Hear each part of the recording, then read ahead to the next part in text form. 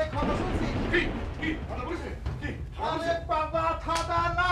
তালি রিমির তো বিয়ে ঠিক হয়ে গেছে পাশের গ্রামের ওই গফুর চাচার ছেলের সাথে। কস কি সত্যি কথা বলছি, পাশের গ্রামের গফুর চাচার ছেলের সাথে। আফতাব চাচা এতক্ষণে গ্রামের সবাইকে দাওয়াত দেওয়া শুরু করে দিছে।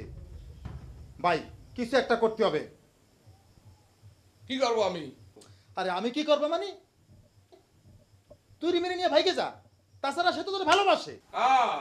তুই রিমিনি ভাইকে দা, সারা জীবন তো মানুষের কালপনা দিয়ে এইসবই করেছিস, হ্যাঁ উল্টা পাল্টা বুদ্ধি দিয়েছিস। তোমাকে আমি চিনি নে, তোমার কথা মতো আমি ভালোবাসে তার বিয়ে করে ভাইকে নিয়ে জঙ্গলে ঘুরি, তারপর সেই খোলা জঙ্গলের মধ্যে ঠাডা পরে মরে যায়। মানে ঠাডা পড়ার বুদ্ধি দিচ্ছ না, ঠাডা পরে মরে যাওয়ার বুদ্ধি জানতে পার সব চোখের সামনে। তার মানে তুই রিমির বিয়ে ঠেকাবি না? আমি কি গোলকিপার যে গোল হয়ে যাচ্ছে